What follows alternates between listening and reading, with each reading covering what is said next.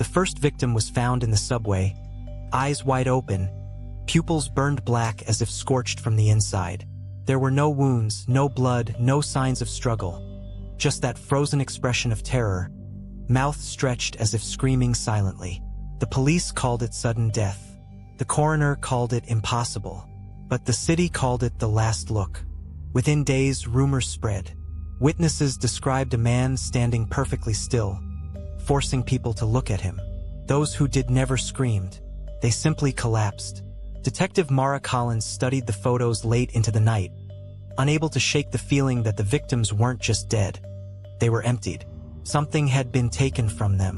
When a second body appeared, then a third, all with the same burned eyes and frozen terror, Mara knew this wasn't coincidence. This was a pattern, and patterns meant intent. The killer wasn't hunting bodies. He was hunting moments, the final second when fear becomes realization. Survivors were rare, almost non-existent, but one woman lived. She was found shaking under a bridge, eyes tightly bandaged with her own torn shirt. She kept whispering, "Don't let him see him," over and over. When Mara finally got her to speak, the story was worse than any crime scene. The man didn't chase her. He didn't threaten her. He simply stood in her path and said calmly, "Look at me." His voice carried weight, authority, compulsion. Her body obeyed before her mind could. At the last second, she closed her eyes.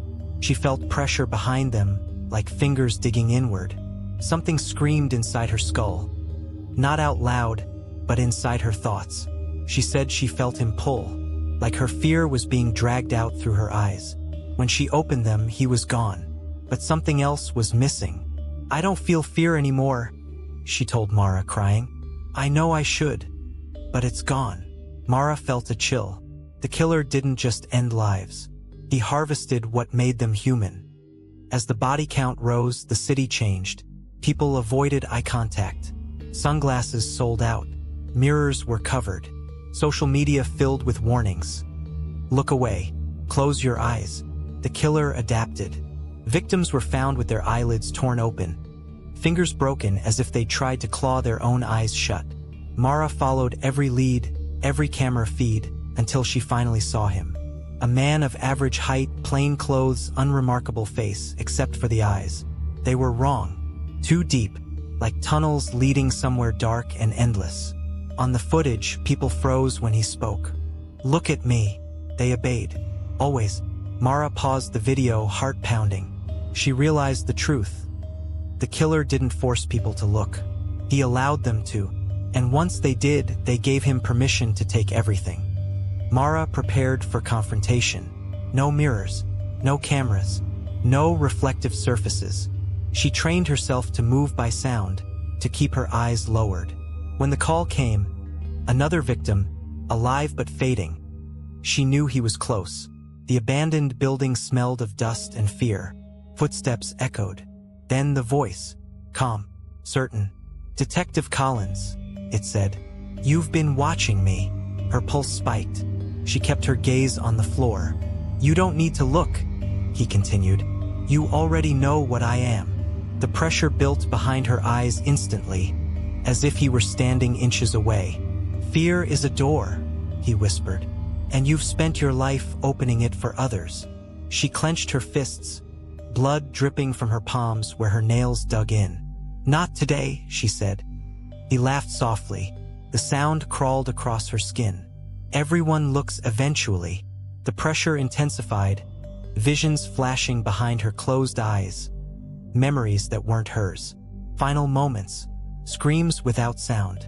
She realized then how he fed. Not on death. On surrender. Mara raised her head slightly, but stopped before meeting his gaze. "You're empty," she said. The laughter stopped. Silence fell heavy. For the first time, the pressure wavered. She had struck something true. "You steal fear because you have none of your own." A step closer. "You're afraid to be seen." The room trembled. Something inside him shifted. And in that moment, Mara knew he could be stopped. The man froze. For the first time, he hesitated. Mara felt it immediately. The pressure behind her eyes loosened. just slightly, like a grip slipping. His voice changed when he spoke again, no longer calm. "You don't understand," he said. "They want to look. They beg for it." The lights above them flickered violently. Shadows twisted along the walls, forming distorted faces. Victims, watching. Mara realized the truth with sick clarity. The killer wasn't controlling them anymore. They were controlling him. Their stolen fear had hollowed him out, turning him into a vessel barely holding together. "You're nothing without their fear," Mara said, stepping sideways, never lifting her gaze. His breathing grew ragged. Blood began to leak from his eyes, running down his cheeks like tears. He screamed, clutching his head. "Look at me!" he roared, desperate now, broken. But Mara refused. The more he demanded, the weaker he became. The shadows peeled themselves off the walls. They took shape, blurred figures, eyeless and shaking. The victims he had emptied were returning. They surrounded him in silence, closing in slowly. He staggered backward, hands outstretched, trying to command them. "I gave you peace," he screamed. "I took your fear." The figures stopped inches away. One stepped forward and raised a trembling hand. When it touched his chest, the killer screamed. Not in pain, but in terror. For the first time, fear flooded back into him. Raw, unfiltered. His body convulsed as if electricity surged through him. Mara watched as his eyes burned brighter than ever, then cracked, thin lines spreading across them like shattered glass. He dropped to his knees, sobbing. "Make it stop," he whispered. The figures leaned closer. They were not here for mercy. They were here to return what he stole. The figures pressed their faces close to his, though none had eyes.